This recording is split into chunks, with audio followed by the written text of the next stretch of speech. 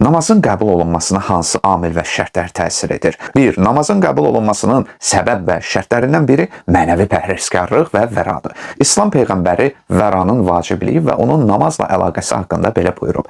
Əgər mıx kimi olana qədər, yəni arıqlayıb zəif hala düşənədək namaz qılsaz və ya yay kimi olanadək, yəni qamətiniz əylənədək oruç tutsaz, saxlayıcı vəra olmadan, yəni günahdan uzaq durmadan Allah bunu sizdən qəbul etməz. Əzizlər, əgər bir şəxsin namazı onu günahdan çəkindirmirsə, bilməlidir ki, bu əməli heç bir şəkildə Allahın diqqətini cəlb etməyib. Bu barədə İmam Sadiq belə buyurub. Kim bilmək istəyirsə ki, onun namazı qəbul olunub ya yox, qoy baxsın ki, namazı onu çirkinliklərdən və pisliklərdən çəkindiribmi? Namazı onu nə qədər günahdan uzaqlaşdırıbsa, o qədər də qəbul olunub. 2. Malın zəkatını vermək. Heç təəccüblü deyil ki, Quranda namaz qılın əmrindən sonra zəkat verin əmri də yanaşı qeyd edilir. Elə adam var ki, aylarla namaz qılsın, oruç tutsun, lakin malından Allah yolunda sərf etməyə əli gəlmir. Peyğəmbər bu barədə belə buyurub. Mal dövlətinizin zəkatını verin ki, namazlarınız qəbul olsun. Zəkat geniş mövzudur. Sədəqə də zəkatdır. Mala düşən vacib zəkat da var. Mən bu barədə ayrıca danışmışam.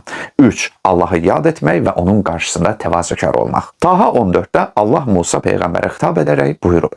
Həqiqətən mən Allahım, məndən başqa heç bir ilah yoxdur. Mənə ibadət et və məni yad etmək üçün namaz qıl. 4. Hüzur-i qəlb və ixlas. Nisa 142-də oxuyuruq. Münafiqlər Allahı aldatmağa çalışırlar. Ancaq o onları aldadar. Onlar namaza durarkən könülsüz tənbəlliklə qalxar, özlərini cəmaata göstərər və Allahı olduqca az yad edərlər. Bəzən insan kənarda bəhbəhlə namaz qılır, özünü cəmaata göstərir, evdə tək olduqda isə namaza qarşı soyuq və etinasız yanaşır. Bu isə Allah eləməmiş münafiqliyin əlaməti sayıla bilər. İmam Baqir belə buyurub.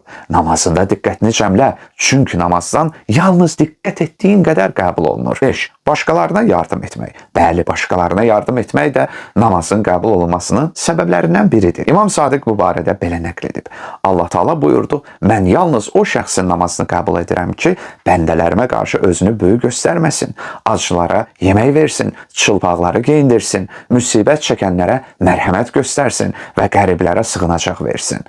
6. Namazın qəbul edilmə şərtlərindən biri, bəlkə ən önəmlisi, Peyğəmbərə və əhl-i beytinə qarşı müsbət və dostluq münasibətində olmaq, onlara itaət etmək və vilayətlərini qəbul etməkdir. Peyğəmbər və əhl-i beytə itaət etməyin vacibliyi haqqında Quranda da ayələr bəs qədərdir. 7. Namazın rədd olunma səbəblərindən uzaq durmaq. Məsələn, məst edici, alkoqollu içkilər içmək, haram maldan istifadə etmək və s.